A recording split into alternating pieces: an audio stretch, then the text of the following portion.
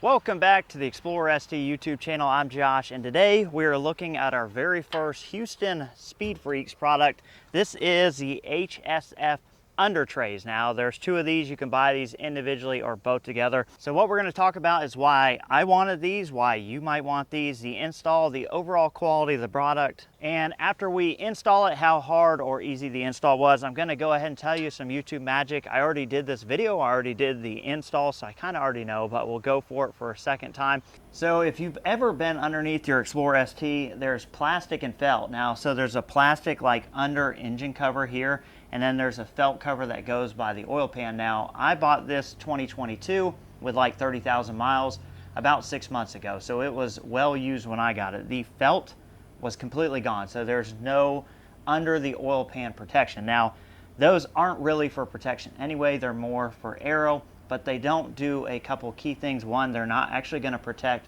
the plastic oil and transmission pan. Yes, they are plastic on the Explorer ST, I don't know why. And they're not going to vent very well. They're actually going to keep a lot of that heat in. So when you upgrade to the Houston Speed Freaks Undertrays, you're going to increase some things. All right, so for one, as you can see here, you're going to get a lot more venting.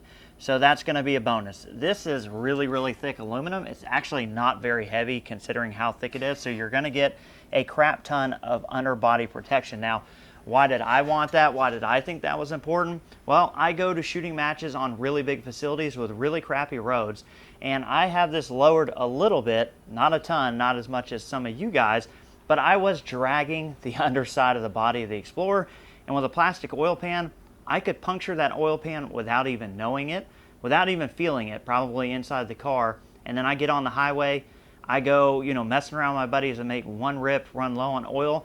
That's done. I mean, that's the end. So this is going to add a lot of protection. Now, if you can see here, there's that scoop on the front. Now, this is plastic. This is the lowest hanging part of this whole under tray.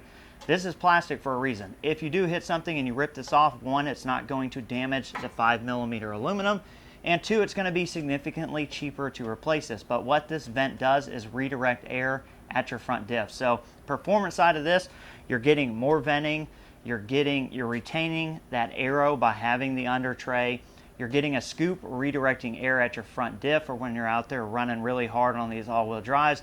If you have that completely covered up, that front diff's probably not going to get a ton of airflow.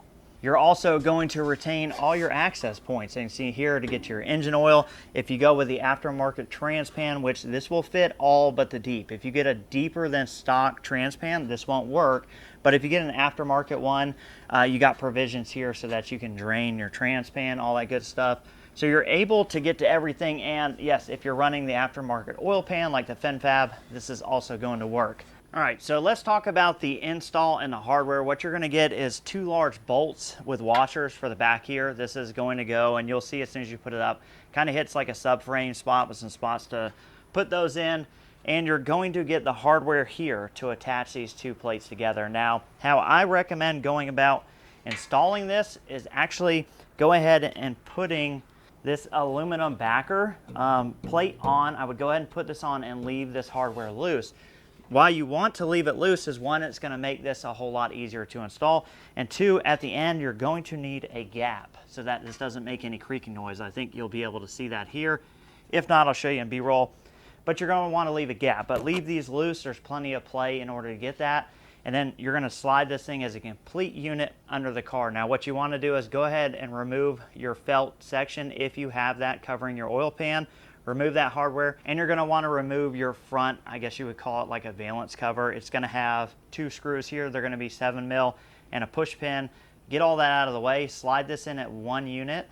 The easiest way I found, and I'll try and get a little bit of this install for you, is to go ahead and attach those large bolts on the rear. Make sure this is up underneath the plastic, and then just start adding hardware. I mean, it's really that easy. It took me 10 minutes the first time. The first time I did it as two individual pieces. I think this is going to be a lot quicker. So let me see if I can get the camera down low enough to get in there, and we'll see what we can see. I want to leave this supported the whole time. You don't want to let these hang off this back really ever. So now that I have these in and they're movable, I'm going to go ahead and swap out here. So we have our 15mm in. I'll go ahead and get one of these corners started. Again, we're leaving everything loose until we get everything lined up.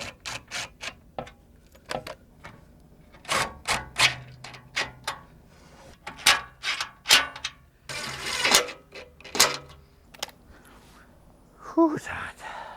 There you can see my front valence piece hanging down because I don't have the push pin in, but you can see that front diff scoop. Still going to be able to catch air, even though mine is kind of janky install until I can get that center push pin in. Well, it's super hot, but it took me maybe 5 or 6 minutes, 10 minutes the first time to get them installed. Really easy install, and not much to say about that. The only thing I'm going to end off by saying is that the overall fit and finish of it is really nice. That's a really heavy 5mm thick aluminum piece, and I didn't feel any sharp edges. There wasn't anything wrong with the powder coating. Everything fit and finish wise was just really good to go. So I really don't have any complaints about it. It's pretty straightforward. If it's something that you're looking for, that you think that you need, then it's a no-brainer. Go ahead and buy it. But enough of that. I appreciate you guys watching. Catch you on the next one.